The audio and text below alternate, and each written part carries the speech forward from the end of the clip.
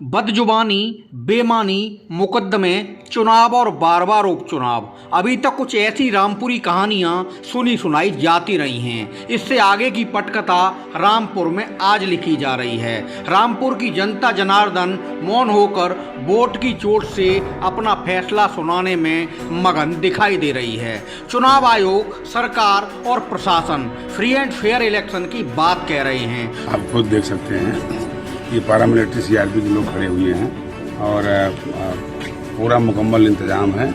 Voters को कोई दिक्कत नहीं है। यहाँ पे कुछ लोगों को जो गलत करना चाह रहे होंगे उन्हें जरूर दिक्कत होगी। तो दूसरी ओर आजम खां ब्रिगेड के साथ पूरी समाजवादी पार्टी रामपुर से लखनऊ दिल्ली तक बेमानी के शोर उठा रही है। चुनावी परीक्षा की पूर्व संध्या से शुरू हुई जुबानी जंग चलते चलते दोपहर के मतदान तक भी थमती नहीं नजर आ रही। रामपुर से सपा उम्मीदवार आसिम रजा रात में कई तरह के आरोप लगाते हुए समर्थकों के साथ एसपी आवास पर धरना प्रदर्शन करने लगे थे। इस बीच भाजपा समर्थक महिलाओं के आजम की गिरफ्तारी की मांग को लेकर एसपी आवास की ओर कूच की खबर से माहौल तनावपूर्ण हो गया। पुलिस ने आनन फानन में सपा उम्मीदवार को हिरासत में ले लिया और उनके समर्थकों को एसपी आवास के बाहर से इधर उधर खदेड़ दिया। बाद में सपा उम्मीदवार को भी पुलिस ने रात में ही छोड़ दिया। रामपुर की पुलिस चुनाव को प्रभावित करने का बड़ा गहरा षड्यंत्र कर रही है और अभी भी हम यहाँ धरने पर बैठे हैं। हमारे वर्करों के घर पुलिस जा रही है।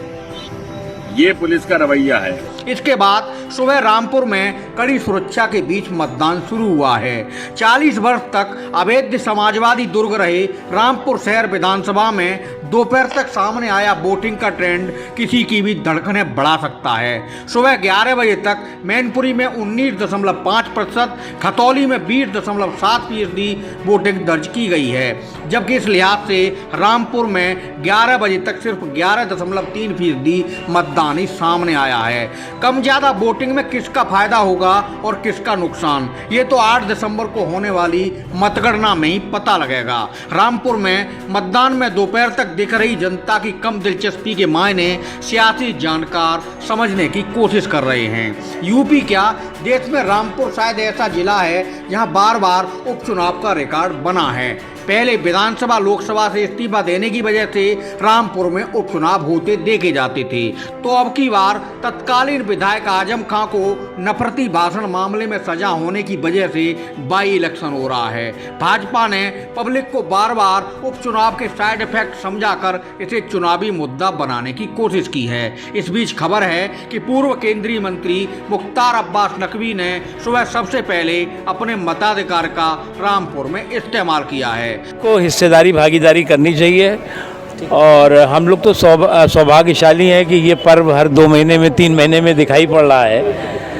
लेकिन एक बात साफ है कि इस देश के जनतंत्र और इस जनतंत्र की ताकत जो है वो दुनिया के किसी भी हिस्से से मजबूत है, शक्तिशाली है और इसी जनतंत्र की ताकत ने इस देश को शक्तिशाली बनाया है, मजबूत बनाया है और दुनिया का सबसे बड़ा लोकतंत्र बनाया है। सजा होने के बाद आजम खां की विधानसभा सदस्यता ही नहीं गई थी, बल्कि मतदाता सूची से उनका वोट भी कट गया था। 4 दशक के इतिहास में ये पहला मौका है कि पूर्व मंत्री आजम खां चुनाव लड़ना तो दूर, अब की बार अपना वोट भी नहीं डाल सके हैं। मैनपुरी, रामपुर और खतौली में मतदान शाम 6 बजे तक चलेगा। देखना यह है कि चुनावी राजनीति में अपनी तरह से मिथक बनाने वाले मैनपुरी, रामपुर और खतौली इस बार उपचुनाव की राजनीति में कैसी लाइन खींचते हैं।